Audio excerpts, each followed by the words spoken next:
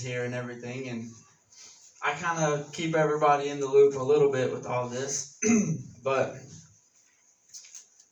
I guess it's because I have a lot of friends that are there, and I've been pretty close myself. I was in the military for 4 years, and I got a lot of friends that are still there. Some that aren't there anymore, some that got out, or some that didn't make it through.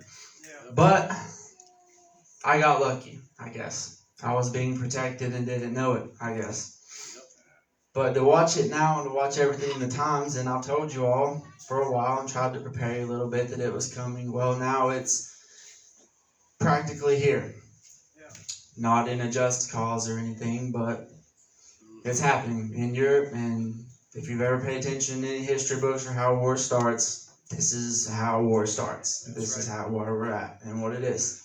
I don't want to give this message. I didn't like putting it together. I was in a bad mood the whole time. I'm still in a bad mood kind of now, but come on. I'll show you if no one else will. So war and stuff. Right now, I'm sure a lot of you have heard in the news what's going on in the Ukraine and all that. So this part of the Ukraine, back in the day, Russia came in 2014 and liberated a lot of stuff. I'm not necessarily saying Russia's the bad guy here, because there's a lot of just evil all around in both ways. But they annexed it and took parts of it. So now the other parts that weren't completely annexed declared their independence as a Russian-backed state. So now Russia moved into Ukraine. Ukraine did not acknowledge it. NATO and everyone else didn't acknowledge it. Calls for war. Silly stuff like that is what gets everything started. So NATO is what America's part of, and what a lot of these bigger powers, more familiar names, Britain, France, or not France anymore, but Spain, Germany, and all them are into. Russia doesn't want Ukraine to become part of NATO, because as soon as Ukraine becomes part of NATO, we put military bases right at their front door. That's their reasoning behind it. It's good reasoning, sound reasoning. But either way, they're there, and a lot more people have died than you've seen in the news already. Not necessarily of us, but it's happening to them. So pray for them. Think about them. Remember them, because it's a horrible time for them. But a lot of it's pushed on us. A lot of it's even here because America, we just love war, right? No matter anybody wants to get involved with it, we come and throw our 2 cents or $2-3 billion into it anyway. So this is what I was talking about, separate area they're taking hold of, and they've moved in, so the rest of Ukraine is fleeing west, and the fighting males are going east. So they've taken over this part so far and secured 2 airports. All the signs of war are there. Now they have airdrops where they can come in. They've already got all their Navy in the port down there. And even though they weren't acknowledged by Turkey as legitimate, Turkey didn't shut down the ports. So now even almost the entire Navy is in the bay there. It's happening. It's not a game anymore. So all the movements that are going on, all the possibilities, people are doing a really good job of keeping the intel world updated. There's a lot of people watching this, a lot of eyes on it to keep everybody warned so it doesn't get snuck up on anybody. So that's kind of what I'm doing here. But while it's Russia and the Ukraine, like I said before, America, we always want to get involved. So we want to send our people over there to fight and to die for this cause. Why? Really?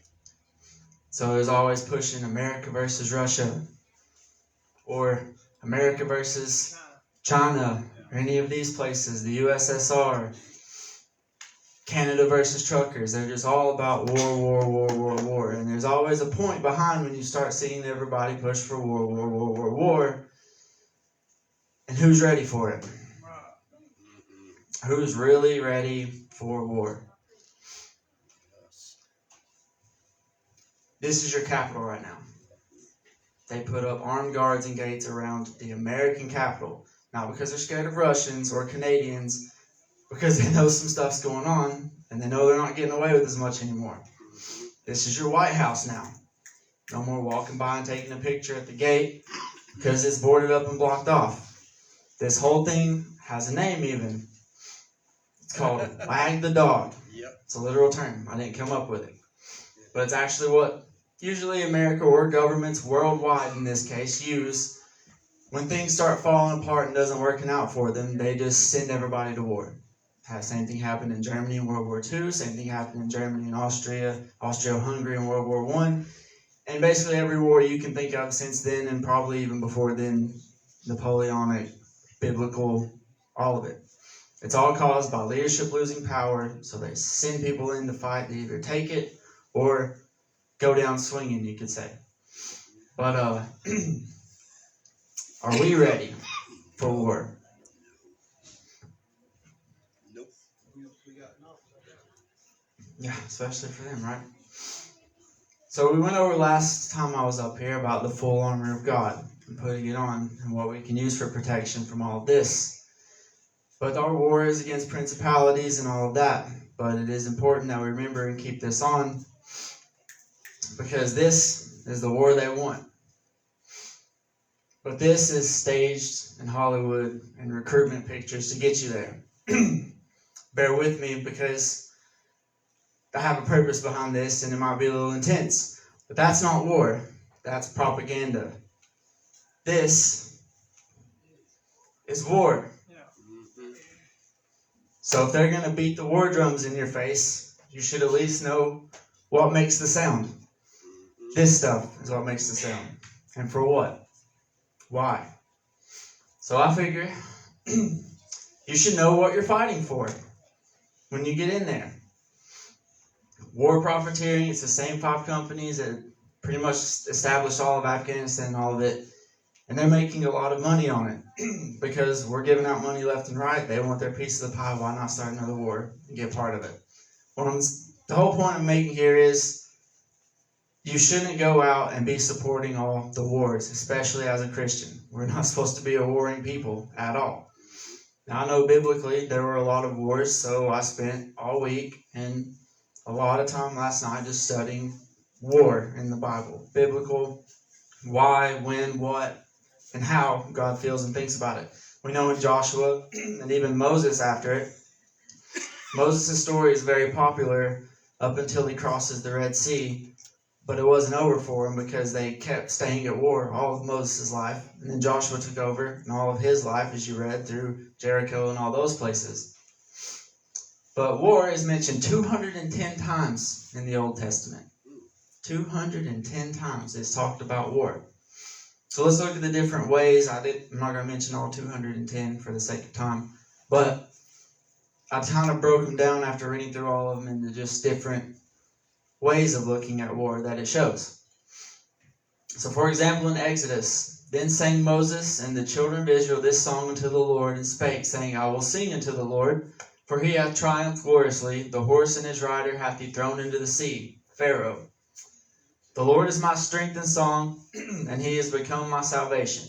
He is my God, and I will prepare him a habitation, my father's God, and I will exalt him. The Lord is a man of war. The Lord is his name. So it's saying here, the Lord is a man of war, but he's also a man of peace, a man of love, a man of righteousness, a man of holiness, and a man of vengeance. Vengeance is mine, saith the Lord. A man of jealousy. So don't just think that God's sitting up there sending war all over the place and backing the people he likes. It's not what he's saying here. He's saying the Lord is a man of war because look what he did for us. I will call unto the Lord, it's in 2 Samuel, who is worthy to be praised, so shall I be saved from mine enemies. When the waves of death compassed me, the floods of ungodly men made me afraid. This is Daniel talking. He's saying it made me afraid. In my distress I called upon the Lord and cried to my God, and he did hear my voice out of his temple, and my cry did enter into his ears. He teacheth my hands to war, so that a bow of steel is broken in by my arms. I have pursued my enemies and destroyed them, and turned not again until I had consumed them. And I have consumed them and wounded them, that they could not arise, yea, they are fallen under my feet. So if you read these two, you're like, well, God kind of supports some wars. Yes and no. He had to have a people to deliver out and carry out his mission on earth because the others weren't at the time. So by war, he had to deliver them. So what did he? He wasn't going to flood the earth again. He already promised he wasn't going to do that. He flooded Pharaoh and his army a little bit, but also when you read this, you can kind of lean towards God likes war and all that. But pay attention here to what Daniel continues to say. Then David the king stood up upon his feet and said, "Hear me, my brethren and my people. As for me, I had in my heart to build a house of rest for the ark of the covenant of our Lord, and for the footstool of our God, and had made ready the building." David wanted to build something for God, a tabernacle. But God said unto me, "Thou shalt not build a house for my name, because thou hast been a man of war, and hast shed blood." So even to David, who he saw through Goliath, who he saw through all these things, saw through all these wars, still wouldn't let him build the temple because his hands had the blood of war on them. Kind of weird, right? Kind of confusing. But then he goes to the God of protection from that. He kept David safe, and he kept him the things he had to do, but also for those things he was punished, or things were withheld. Same with Moses. Moses never got to see the promised land. Things happened to him that he wasn't allowed to fully go out and accomplish the thing of God, but his whole life worked through the works of God. But then it talks about protection. It did a little bit there, but in another sense. But in famine he shall redeem thee from death, and in war from the power of the sword. Thou shalt be hid from the scourge of the tongue, neither shalt thou be afraid of destruction when it cometh. So don't be afraid of everything that's happening now. Just don't support it. Don't go out screaming war, war, war, and patriotism and freedom when you're not really 100% familiar with what that cost, or that's not even what this is about. And it never was. In destruction and famine thou shalt laugh, neither shalt thou be afraid of the beast of the earth. Still a protection in Psalms. The Lord is my light and salvation. Whom shall I fear? The Lord is the strength of my life. Of whom shall I be afraid? When the wicked, even mine enemies and my foes, come upon me to eat up my flesh, they stumbled and fell. Though an host should encamp against me, my heart shall not fear. And though war should rise against me, in this I will be confident. So I don't know, and no one does know what's going to happen in Europe right now after all this goes on. Hopefully it can be contained to the Ukraine or to the lower part of the Baltics there, but probably not, because unfortunately a lot of people have a lot of money to gain on something like this happening, so they're going to keep throwing gas onto the fire until they make out with all of their profits and all of their things at the expense of our lives. But even through all that, though the war should rise against you, you can be confident that God is going to keep you safe. Should you believe in Him and support Him and be doing the things He wants you to do. The words of His mouth were smoother than butter, but war was in His heart. How many times do we hear that? Freedom, peace. It's going to be hard on everybody, but together we can push through this. You're sending people to war for this. So don't sit here and sugarcoat it on your news channels to me. But war was in His heart. His words were softer than oil, yet were they drawn swords. Drawn swords. Cast thy burden upon the Lord, and He shall sustain thee. He shall never suffer the righteous to be moved. If you have to die, die for Christianity, not for Lockheed Martin, not for Boeing, not for Oshkosh even. We make Humvees, so we're not 100% innocent on our end. But thou, O God, shalt bring them down into the pit of destruction. Bloody and deceitful men shall not live out half their days, but I will trust in thee. Put your trust in God, not government necessarily, right? Amen. My soul hath long dwelt in him that hateth peace. I am for peace, but when I speak, they are for war. So even though he tries to tell peace, he tries to speak of peace, they speak back, they want war. That's what a lot of people, the mentality of them right now. If you say we shouldn't go to war, why would we go over there and fight? You're compared to the hippies of Vietnam. Like, oh, you're just scared. You don't want to go over there and fight for your country. I'll fight for my country if they come here, but they're not here. Our government's afraid of that, and that's why they put up the walls and the barricades. They're the ones they don't want you to fight because they know that that's the just cause and the just reason to. I'm not advocating for fighting here or advocating for any war, but Think about all this. Think about all of it for a minute. The Bible even warns you of this. These people have been around for a very long time, since the beginning even. To the chief musician, a psalm of David. Begin with David. Deliver me, O Lord, from the evil man. Preserve me from the violent man. Here's a warning to war, which imagine mischiefs in their heart. Continually are they gathered together for war. Continually. We've never stopped fighting. Since World War II, since World War I probably even before that, America has always been involved in conflicts all over the world.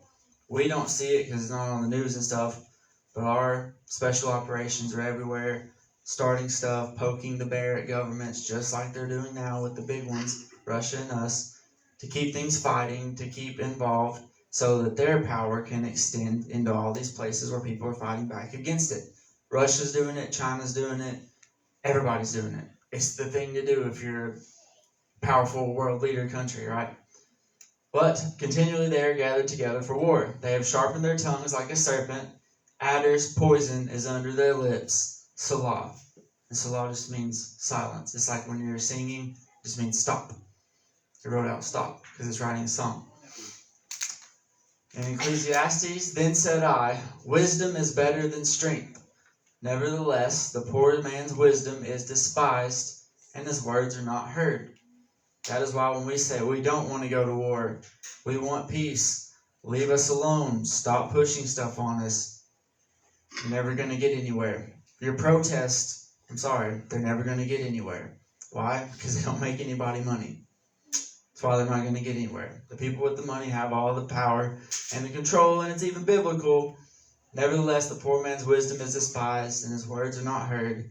The words of wise men are heard in quiet more than the cry of him that ruleth among fools. This is to God. Wisdom is better than weapons of war, but one sinner destroyeth much good. One sinner is all it takes to destroy much good. All it takes is one evil man, one man's agenda to poison the minds of a few others who have the influence to destroy much. Destroy it. The prophets that have been before me and before thee of old prophesied both against many countries and against kingdoms, of war and of evil and of pestilence. They've said it for a long time. War is coming, watch out. War is coming, don't do that. War is coming, don't fall for it. But like Americans, as soon as you say freedom, we fall for it every time. Like, yeah, we need to go help them out because we're all about freedom. Well, ask yourself how much we are about that anymore. Are we really backing up the cause that we think? That's what got me. I got suckered in hard. I was going to play the hero and save America. Then you get there and you're like, oh, ooh. And then you'll start learning all these secrets, and then you start seeing all your friends either dying or going on and killing themselves because now they don't know everything that you do. It's a pandemic. But think about how much they've perfected the psychology since these wars, since World War I. World War I, dudes came back shell-shocked, kind of messed up, to like debilitatingly. World War II, they kind of fixed the training and adapted the stuff a little bit.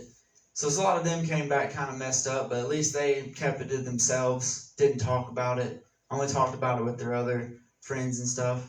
Same thing with Vietnam. They were a little more bloodthirsty, a little better fighters, but they, a lot of them came back with some weird stuff too. Then you go on in the practice and you get your modern day warrior. The psychology, they'll go kill whoever you tell them to and not think twice about it. Not even that. They'll feel bad about it afterwards and take themselves out so you don't have to pay them anymore. It was all planned. I'm telling you, all this was implanted, and you can see the steps on how the training worked to do that to your brain. They just want you to fight better, and they've invested billions of dollars into the psychology behind your training to get you to do that. I'm telling you, like these guys told you, don't fall for that. Please do not fall for any of this. So now, that was the Old Testament, and you're going to notice quite a shift, quite a change in how many times war is in the New Testament. It went from 215 to 15 times in the whole New Testament. And you'll notice it's a lot different of a tone. So let's take fighting the good war. A good war. This charge I commit unto thee, son Timothy, according to the prophecies which went before on thee, that thou by them mightest war a good warfare. What's he talking about? A sword and shield? Exactly. But it's still a war. They were just like, let's do the important ones now. Because we fight not against flesh and blood, but against principalities and evil and men that are wicked in high places that are going to do this. You can still fight. There's still plenty of battles you can get yourself into. Just make them count, like Timothy did. Make them for something good instead of supporting something evil. War against the flesh. From whence come wars and fightings among you? Come they not hence even out of your lust that war in your members? Some of you want war, some of us crave war, some of us crave other things and have to fight ourselves daily to not do them, whatever they may be. Ye lust and have not, ye kill and desire to have and cannot obtain. Ye fight and war, yet ye have not because ye ask not. What do you want from all this war? What do you want from it? What does America want? What if we went over there and took over Russia and China right now? What would we get out of it? Cheaper gas? What? What do we gain from it? Safety? What's the goal here? And dearly beloved, I beseech you as strangers and pilgrims, abstain from fleshly lust, which war against the soul. So there's a war going on against you here that you need to worry about more than a war that can go on against others there. Fight your own battles, win your own battles for God so that you can help others win theirs, and you don't even need a weapon. God gave you the armor we just read about. He gave you the sword and shield. He gave you the tools and told you the tools to fight with, and not once did he mention AR-15s or artillery or any of that stuff. For though we walk in the flesh, we do not war after the flesh. For the weapons of our warfare are not carnal, but mighty through God to the pulling down of strongholds. Casting down imaginations. That's what I'm trying to do tonight, to show you that war is not an imagination. War is not a movie you watch. War is pretty real. And every high thing that exalteth itself against the knowledge of God. God says don't go to war. Anything says to go to war, it's exalting itself above the knowledge of God. And bringing into captivity every thought to the obedience of Christ. And this, I don't think I'd ever read this before. And then when I read it, I was like, first off, ouch, a little bit. Like, whoops. And then second off, I was like, this is a really good verse. I've never really, maybe it was just the time, maybe it was just how I was feeling at the moment, but and having in a readiness to revenge all disobedience when your obedience is fulfilled. So don't worry about revenge of the disobedience before you've completed your obedience. Don't rush off to fight when you're not even done winning your own battles. Don't rush off to support and throw your flag behind other banners when your flag's still dirty. When your flag's not correctly tied up. And having in a readiness to revenge all disobedience when your obedience is fulfilled. And then it talks about the war of Revelation. That was about half of them. And we all know that story. Eric talks about it a lot, so I'm not going to go down and talk about that. But these were wars. These are the biblical wars and the different ways to look at them in the Bible and how they went over and how they were taught. And I hope tonight that none of us here is a big war supporter and to go all that. If so, really, really think about that and pay attention to it. Talk to people who've been there. Who better to tell you, right? None of them will say, yeah, let's go back right now, unless they've lost it. Some have. I'm not gonna lie. Some people really like the lifestyle and fell into it. They don't want being there. They just like the idea of being there. They're also the ones that are suffering the most from all that. So pray for them also. But no one would want to go back after it happens to that. So war is inevitable. It's coming. It's here. The Bible warns of it. It says there's going to be that. Jesus even said you're going to have wars and rumors of wars. But the end is not yet. Be not afraid. So these things must come to pass. These things must come to pass. So it's coming to pass again in our lifetime. This is going to be the biggest one we've ever seen, if it just escalates a little bit further and it doesn't really look good. But don't be afraid. This wasn't a message to scare everybody of war. This was a message to just say, don't throw all your support and passion and cares behind it. Help others to understand that. Like, we don't have a whole lot of fighting age people in here that have things of getting drafted. I'm not going. And I'll break anybody's ankle for free if they don't want to go. I will do that for you. To keep you from, they can even blame me for it. I don't care. But don't be afraid. We have the armor of God. We have the instructions. Be strong in the Lord and in the power of His might. Put on the whole armor of God, that ye may be able to stand against the wiles of the devil.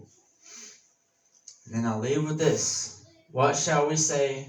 What shall we then say to these things? If God be for us, who can be against us? That's right. Just make certain that God is for you. That's right. And that's all I'm going to talk about the war stuff. Very good.